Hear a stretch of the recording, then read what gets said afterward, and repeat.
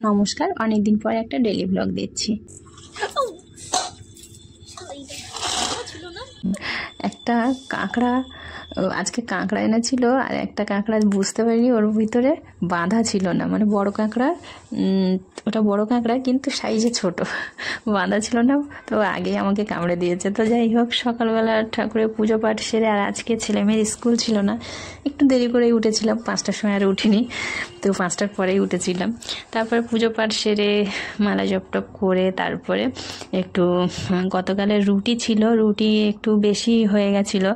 তো যাই হোক, সেই রুটিগুলো কি করব, তো আমার ছেলে মেয়ে একটু ওই রোল টাইপের করে দিলে রুটিগুলো খেয়ে নেয়। তো বাসি রুটি খুব একটা কি একদমই থাকে না, আমি গুনে গুনেই করি। বাসি রুটি খাই না, আমি তো খাই না, ওদেরকেও দিই না, কেউ খাই না আমাদের বাড়ির। তো এরকম হয়ে গেছে কি করে জানি না, বুঝতে পারিনি।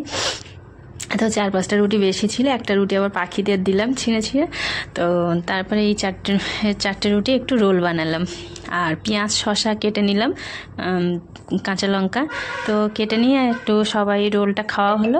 খেয়ে তারপরে কাঁকড়া কাটতে বসলাম। উনি কাঁকড়া এনেছে, আর দেখুন কাঁকড়া একটা না, ওর ভিতরে একটা কাঁকড়া ছাড়া ছিল, মানে বাঁধা ছিল না, সেই কাঁকড়াটা আমাকে কামড়ে দিয়েছে, সঙ্গে সঙ্গে একদম রক্ত বেরিয়ে গেছে। তো যাই হোক, শুধু আমরা কি আর কাঁকড়া খাবো? তো কাঁকড়াগুলো কাটতে কাটতে আমি এদিকে ডাল বসিয়ে দিয়ে গেছিলাম, মানে গ্যাসে। ডালটা আমার সিদ্ধ হয়ে গেছে, আর কাঁকড়াও কাটা হয়ে গেছে। কাঁকড়া কাটতে বেশি সময় লাগে না। আর একটা লাউয়ের হাফ ছিল, 3 ভাগের 1 ভাগ ছিল, তো সেই লাউটা দিয়েই কাঁকড়াটা বানাবো।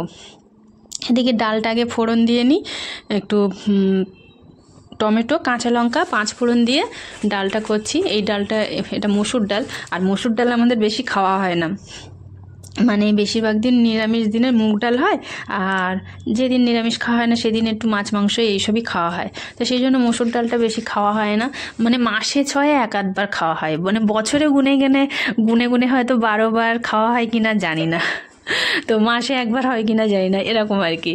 তো আর কেউ লোকজন আসলে তখন একটু করা হয়। তো যাই হোক, মুসুর ডালটা হয়ে গেলে তারপরে কাঁকড়া রান্না করছি লাউ দিয়ে। আগেরবার চিতি কাঁকড়া এনেছিল, লাউ দিয়ে করেছিলাম, দিদি জিজ্ঞাসা করে বেশ সুন্দর লেগেছিল বলে আজকে লাউটা ছিল, আর অল্পই ছিল। তো লাউটা প্রথমে সিদ্ধ করে নিয়েছি, আর ওর সঙ্গে একটু ডাঁটাও দিয়েছি লাউয়ের সঙ্গে, ডাঁটা ছিল, তো ডাঁটা লাউটা সিদ্ধ করে নিয়েছি, যেহেতু 2 দিন কাটা ছিল, তো সেই জন্য সিদ্ধ করে নিয়েছি, একটু বড় বড় করে কেটে একটু সিদ্ধ করে নিয়েছি। তারপরে একটু আলু কেটেছি, 5 ফোড়ন আর তেজপাতা দিয়ে তেলের উপরে আলুগুলো ভাজা ভাজা করে, তাতে একটু পেঁয়াজ কুচি, টমেটো কুচি, কাঁচা লঙ্কা কুচি দিয়ে ভালো করে একটু জিরে গুঁড়ো, একটু ধনের গুঁড়ো, নুন হলুদ দিয়ে ভালো করে মশলাটা কষিয়ে তার উপরে কাঁকড়াটা দিয়ে দিয়েছি কষাতে। তো একদিকে লাউটা সিদ্ধ হয়েছে, ডালটা নামিয়ে আর একদিকে মশলাটা কষিয়ে নিয়েছি, তাতে আমার সুবিধা হয়, কারণ আমার আবার স্কুল আছে, মানে সেন্টারে যেতে হবে। তো ওইদিকে রান্নাবান্না হয়ে গেছে, আর ওই মশলাটা আর কাঁকড়াটা কষিয়ে দিয়ে লাউয়ের উপরে দিয়ে দিলাম, দিয়ে ঢাকা চাপা দিয়ে রাখলাম। আর আমি ততক্ষণ রেডি হয়ে নিয়েছি সেন্টারে যাওয়ার জন্য, শাড়ি টাড়ি পরে নিয়ে।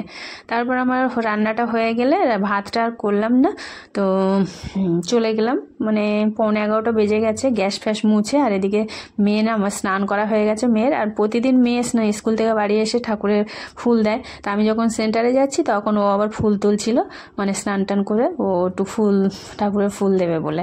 তারপরে আমি সেন্টারে যাচ্ছি, আর দেখুন কি সুন্দর গোলাপ ফুটেছে, 2-3টে গাছে 2-3 রকম গোলাপ। আর এইগুলো একটু না, সেই গাঁদা ফুল নয়, কিন্তু গাঁদা ফুলের মতো আর কি সুন্দর অপূর্ব কালার। তো সেন্টারে চলে গেলাম। তারপরে সেন্টার থেকে বাড়ি এসে আগে একটু ভাতটা বসিয়ে দিলাম, গ্যাসে বসিয়ে দিয়ে আর উপরে চলে গেলাম গাছেদের খাবার দেওয়ার জন্য। আগের দিন বিকেলবেলা মাটিগুলো সব গাছের গোড়ার মাটিগুলো সব খুশে খুশে রেখে দিয়েছি, এবারে খাবার দেব। কিন্তু খাবারটা দিতে গেলে কি বলতো, মানে একটু রোদ থাকতে থাকতে দিলে ভালো হয়, মানে 11টার পরে একটু শীতকালে রোদ, তো মানে মাটি ভেজা থাকলেও সেই অবস্থায় খাবার দিলে খাবারটা গাছ নিতেও পারে না, সেই খাবারটা কোনো কাজে আসে না। তো আমি পেঁয়াজের খোসা ভিজিয়ে রেখেছিলাম আগের দিন, সেই জলটা মানে ছেঁকে ছেঁকে সেই জলটা একটু 2 দিন ফ্যান রেখে দিয়েছিলাম, ভাতের ফ্যান আর চাল ধোয়া জল একসঙ্গে মিক্স করে নিলাম, আর একদম জল দিয়ে পাতলা করে বেশ অনেকটা করে নিলাম। তারপরে সব গাছগুলোতে দিয়ে দিচ্ছি। আগের দিন বিকেলবেলা সব গাছগুলো খুশে রেখেছিলাম, তো তখন কটা বাজে, 1:45 বাজে। আমি ভাতটা বসিয়ে দিয়ে একটু তাড়াতাড়ি চলে এসেছিলাম, ভাতটা করে নিই, আর এই গাছগুলো জল দেওয়ার জন্যই আমি তাড়াতাড়ি চলে এসেছি। যেহেতু আমি দিতে পারিনি, মানে বাড়িতে থাকলে সেন্টারে না গেলে আমি 11:30 12টার দিকে দিতাম, তো যেহেতু সেন্টারে তো যেতে হবে সেই জন্য গাছগুলোতে আর খাবার দেওয়া হয়নি।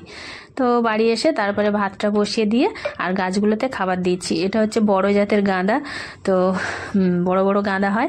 আর সব গাছগুলো, এই ডালিয়া গাছগুলো বেশ বড় বড় হয়ে গেছে, কিন্তু এখনও ফুল আসার সময় হয়নি। আর এটা হচ্ছে সাদা রঙের চন্দ্রমল্লিকা, আর একটা ছোট্ট চন্দ্রমল্লিকা, কুঁড়ি ভর্তি গাছটায় একদম, তো বেশ সুন্দর লাগছে, হলুদ রঙের।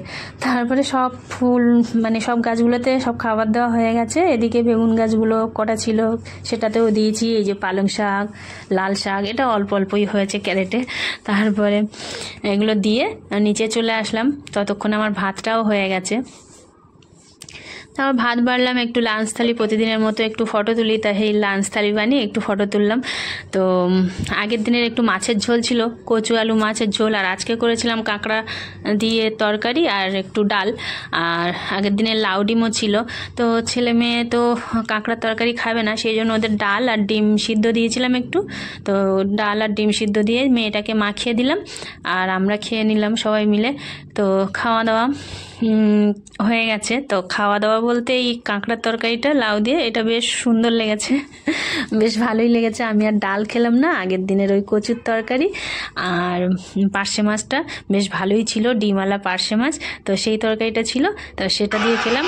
আর মেয়েটাকে ডাল দিয়ে মাখিয়ে দিয়েছি, ডিম আর ডাল দিয়ে, ওটা দিয়ে খেয়ে নিয়েছে ছেলে মেয়ে। আর ছেলে মেয়েকে আগের দিনের কোনো তরকারি আমি দিই না, তো আগের দিনের তরকারি আমাদের খুব একটা থাকে না, মানে খুব অল্প অল্প থাকলে আমি একটু খেয়ে নিই, আর নয়তো আমার উনি যদি খায় ওনাকেও দিয়ে দিই। তো কাঁকড়ার তরকারিটা খুব সুন্দর হয়েছিল, লাউ দিয়ে কাঁকড়ার তরকারি।